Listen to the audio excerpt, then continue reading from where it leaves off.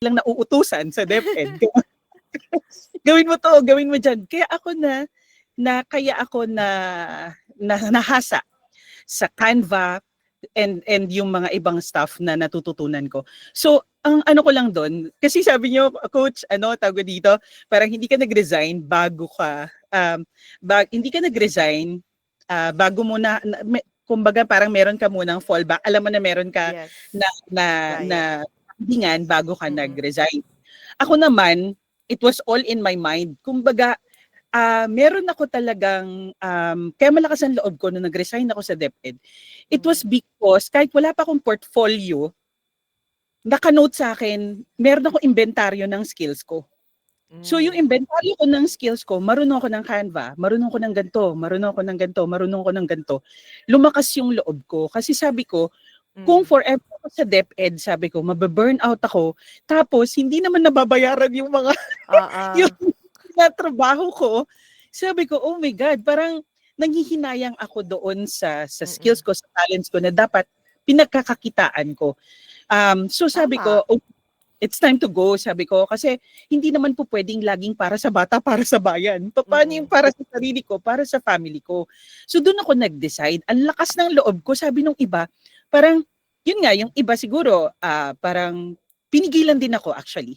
Ito lang yung masasabi ko guys, maraming pipigil talaga sa atin. Maraming Ah. pipigil para sabihin sa'yo na, wag, baka ano dyan, baka mahirap dyan, baka hindi mo alam yan, baka Mm. mahirapan ka, baka ma-scam ka, yung ganon.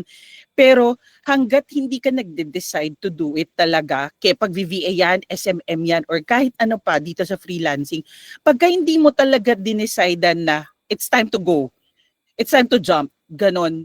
As in, wala talaga mangyari sa'yo yung analysis paralysis na sinasabi ni coach kanina pa lang, sa Oo. umpisa pa lang, mararanasan mo talaga yun hanggang sa hindi ka na makakaalis kung nasaan ka man ngayon. So alin yung mas mahirap? Ako lagi ko iniisip, alin yung mas mahirap? Yung mag-stay ka na lang sa comfort zone mo kasi nasa bahay Mhm. ka lang, ganito ganyan, tumatanggap ng pera ng asawa mo halimbawa o kaya parakit-rakit lang, okay lang gano'n. Pero yung to really think about the future, Mhm. parang ito ngayon nare-realize ko ngayon dun sa mga sinasabi ni coach kanina na parang being ready is not a feeling. Hindi po puwede na pagka siguro pag feeling ko na magiging okay na lahat, pag meron na akong Oo. pera, pag meron na akong confidence, parang gano'n. Pero hindi, you have to build it. You have to build Yes. it. Ako nagsimula ako sa Canva, hindi naman ako marunong talaga sa Canva. Pero Mm. later on, kagagawa, nagagamit ko siya ngayon sa pag-VVA ko. So, yun lang. If there's anything that I can share din Mm. mula sa experience ko is that you really have to do it. Wala nang ifs, wala nang buts. You have to Mhm. start somewhere kasi later on makikita mo, huy, may napulot na naman akong bago kong kaalaman. Uy, madadagdag ko na naman 'to sa portfolio. Yes. Yung gano'n, kaya ako natutuwa ako na-inspire ako sa inyo coach 'no. Mm. Na-inspire ako ngayon sa mga coaches na pinapanood ko ngayon kasi sabi ko, "Oh my God, I'm learning a lot of skills na pagdating ng araw hindi lang $5 yung puwede kong Yes. gawin." Sabi ko, although I'm very thankful right now, sabi ko kasi yung $5 ko ngayon is yan, kumbaga parang malaki pa rin kung Yes. ikukumpara mo sa ibang yung anak ko magwo-work siya sa Manila 22K 8 hours a day. Oo, gano'n talaga. Pero ako 5 hours, 26K a month. So, Yes. parang kung ikukumpara mo, oh my God, iba pa, paano 'pag natutunan ko pa 'tong SMM, 'di ba? Kaya Yes. sabi ko, I really have to do it. Ako gusto ko lang i-share sa inyo na ma-excite tayong lahat and nakakatuwa yung mga ganitong klase ng mga Mm. trainings na meron tayo kasi wala namang ibang magpapalakas ng loob natin kung hindi yung mga ganitong klase ng community, mga coaches Yes. katulad ni Coach Adina, tsaka iba pa.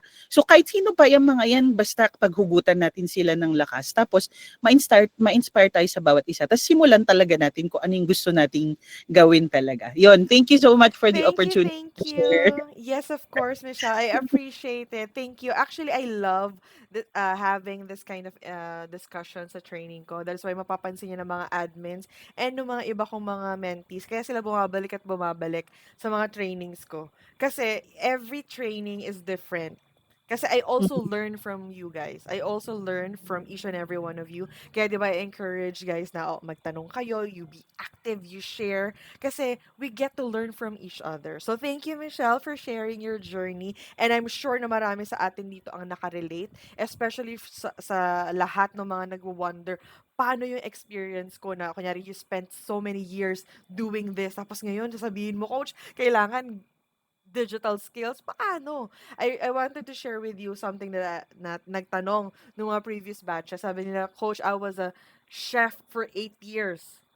Paano ko ngayon gagamitin yon? Paano ko ngayon i-showcase yun? Sabi ko, yes, you are a chef for 8 years, right? Pero hindi naman laging luto lang ng luto, di ba?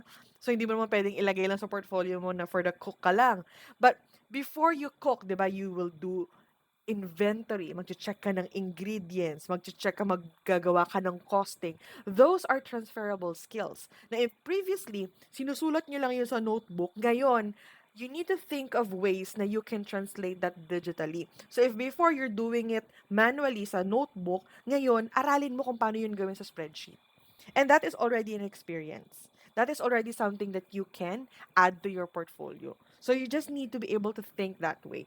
Okay, ang dami pang points sa sinabi ni Michelle, but thank you so much for sharing. And I can see a lot of people here pa. And nasa 15 years daw siya sa shipping lines. Oh, yan.